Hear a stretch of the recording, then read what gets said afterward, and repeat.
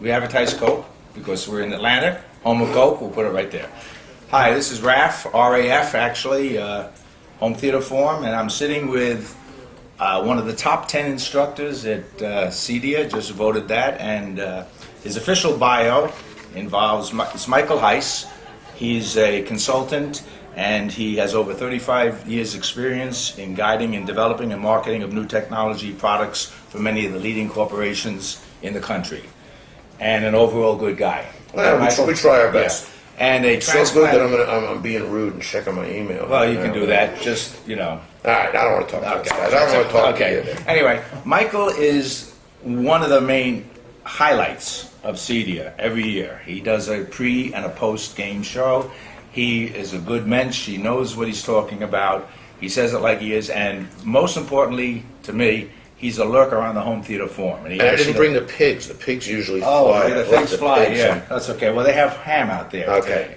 Anyway, Sign me up for that. this is going to be real simple, Michael, because we could both talk forever. Okay. Basically, the first thing I want to ask you at the conclusion of CEDIA, what are some of the things that you saw on the floor that really interest you that might not be the Sonys and Panasonics? Well, some of them were. One of the hot spots, or high points, I don't want to say hot spot in this case, were the first showing of LED illuminated digital projectors from more than one manufacturer. Runco Digital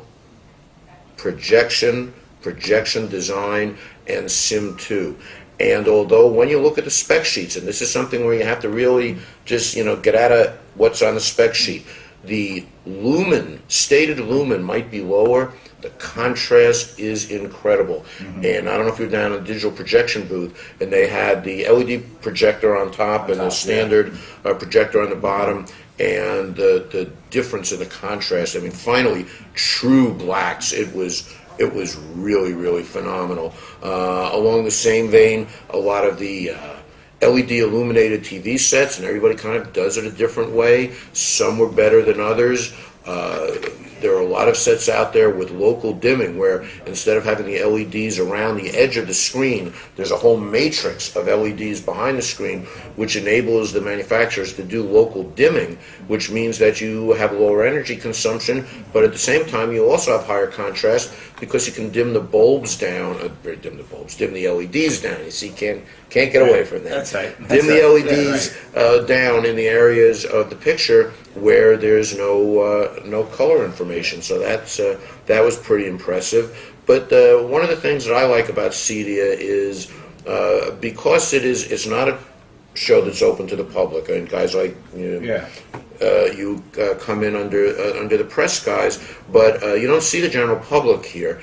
And that's because there are a lot of tricks of the trade that the installers use to do some grand scale installations, but also some installations that are probably representative of what the HTF community does. One example, there's a new wire company, PPC, that has the patent on a locking HDMI connector. You don't need anything special to do it.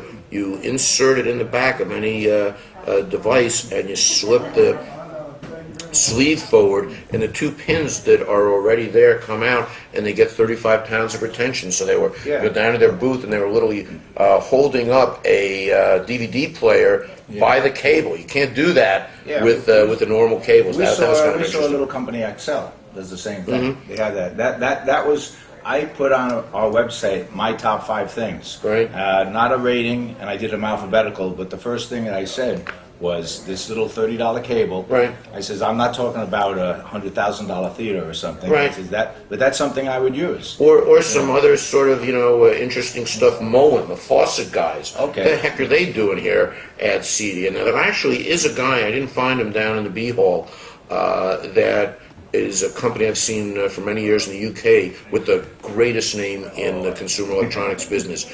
Bath-O-Matic. That's right. And you hear that and you think of Dan Aykroyd throwing a fish in a blender on an old Saturday Night Live sketch. But this is not Bass-O-Matic, it's Bath-O-Matic, and they have IP-controlled bathtubs. But Moen, the faucet guys, have a thing called Secure Mount, which the best way I can describe it is a molly bolt kind of thing designed for mounting a TV set, a flat panel, when there are no studs. Okay. And it'll hold up to 150 pounds just on wallboard. You don't need to find a stud. So if you want to hang a set where there's no studs in the right places, or you just don't want to deal with a mount, $15 for a pair. Oh, okay. So that it's a very, very clever thing. It's called Secure Mount from Moen. Another similar thing is a company called Soft Mount that developed some things for the lodging and hospitality industry, where they, again, also sometimes have to put stuff in place where they don't have any choice as to moving the furniture, much as, you know, the average homeowner, the HTF fellas do, and they hang the TV set on just sort of a curved metal bar, and then there's a plate that goes over it to hide the wire. So, Okay. you know, a CEDIA installer will go to great lengths to do this, but they need these sort of tricks of the trade sometimes to do things that you can't do with normal tools. Another interesting product is from a company called Spatz. Now, you and I may be the only ones who remember. I know what they are. Yeah, I right, know what okay. Spatz are, right. All right, but this is Spatz, S-P-A-T-Z, and it's an HDMI EDID converter, so that if you're dealing with a TV set where it's set to native at a rate that's lower than the actual resolution of the set, it's not inexpensive, it's $500, but it can force the EDID to read in a way other than what a device really is. So that's sort of an interesting thing. And a final piece, there are two. One is from Audio Authority, which if you ever go into an AV shop and you see the big switcher boards, there's a fair chance that Audio Authority is behind that. And also from Logitech, which I'm sure you're all familiar with, devices that let you use the Bluetooth commands of a PlayStation 3 with an IR remote. Right. So if you, because as you know, the Sony remotes are Bluetooth, you can buy the accessory, but what if you want to program it into whatever third-party remote you have? The Logitech device for $79, if you've got a Harmony, you shoot your Harmony with its IR codes at this device, it converts it to Bluetooth when you're using your PS3. The problem I always had was you can do everything except the on-off. Well, you can Yeah. do that with the Nyko, which is $25, and Yeah. just learn its commands. The Logitech is $79. The Audio Authority is a little more expensive. It's $129, but the codes for that are published. So if you're adept at that, you can program it into a Pronto or what have you. And it's also firmware upgradable, so you've got it. You can get that magic PS button That's right. via an IR or standard RF remote and have your PlayStation That's right. recognize it.